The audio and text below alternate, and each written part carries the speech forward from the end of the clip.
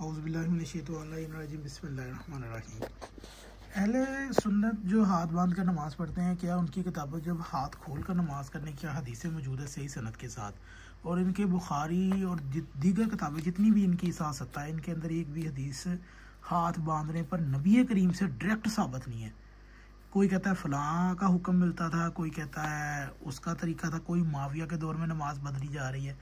تو آج ہم اہل سنت کتاب یعنی کہ بخاری شریف، سنن نبی داؤد، جامع ترمذی، صحیح ابن خزیمہ کی آنکھ کھول دینے والی حدیث آپ کے سامنے لے کر آئے ہیں کہ ایک بزرگ صحابی ابو حمید سعدی کا پیغمبر کی پوری نماز بیان کر کے 10 صحابہ کی موجودگی میں، یعنی کہ 10 صحابہ اس کی تصدیق بھی کر رہے ہیں۔ تو چلتے ہیں، یہ ہمارے پاس ایک کتاب ہے جی، نماز پیغمبر حسین الامینی کی۔ یہ کتاب تو شیعہ ہے، لیکن اس بندے نے جو احادیثیں جمع کی ہیں اس کتاب کے اندر شیعہ نماز کو سچا ثابت کرنے کے لیے، اور وہ ساری احادیثیں سنی کتابوں سے ہیں۔ تو یہ ہے جی بخاری شریف اور سنن نبی داؤد، جامع ترمذی اور صحیح ابن خزیمہ میں یہ حدیث ہے۔ بخاری شریف مندرجہ بالا دیگر کتب یہ حدیث حق حقیقت کی متلاشی اور ہر انصاف پسند مسلمان کے دل اور دماغ کو مطمئن کرنے کے لیے کافی ہے۔ صحابہ کرام کی محفل میں، جس میں بزرگ صحابی ابو حمید سعدی کے علاوہ 10 دیگر صحابی بھی موجود تھے، اس محفل میں پیغمبر کی نماز کا ذکر چھڑ گیا تو ابو حمید سعدی نے کہا کہ میں تم سب کو نبی کی نماز کو خوب یاد رکھنے والا ہوں۔ ٹھیک ہے جی، تفسیر الباری شرح صحیح بخاری، جلد نمبر 1 صفحہ نمبر 546۔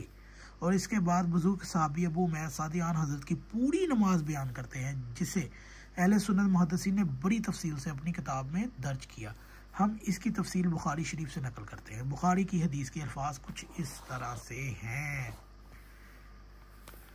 میں نے دیکھا پیغمبر اکرم جب تکبیر تحریمہ کہتے تو اپنے دونوں ہاتھ دونوں مونڈھوں کے برابر لے جاتے، اور جب رکوع کرتے تو اپنے دونوں ہاتھ دونوں گھٹنوں پر جما دیتے، پھر اپنی پیٹھ جھکا کر سر اور گردن کے برابر کر دیتے، پھر سر اٹھا کر سیدھے کھڑے ہو جاتے۔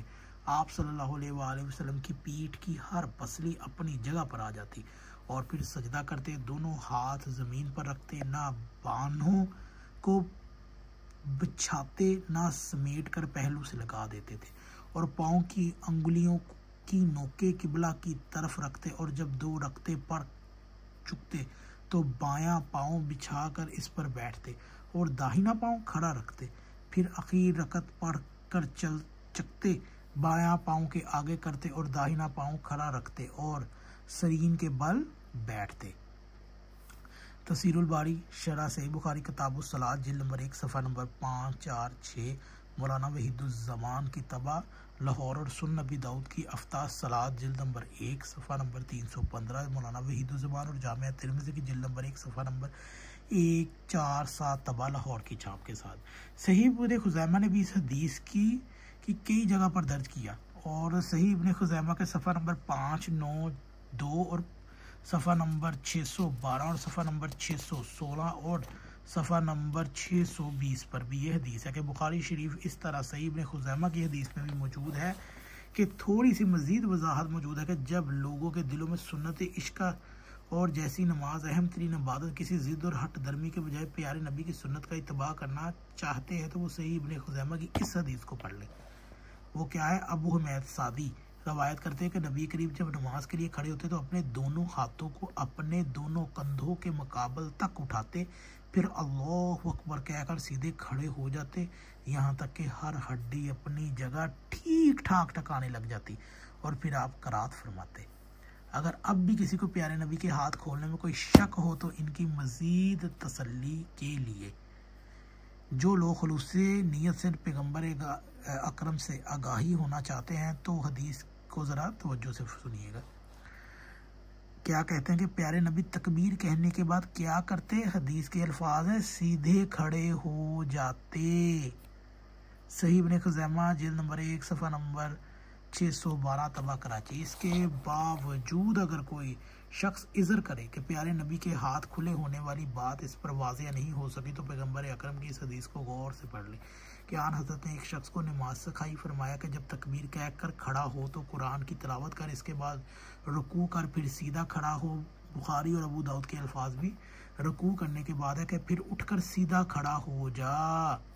صحیح ابن خزیمہ کے الفاظ ہیں رکوع کے بعد پھر سیدھا کھڑا ہو جا.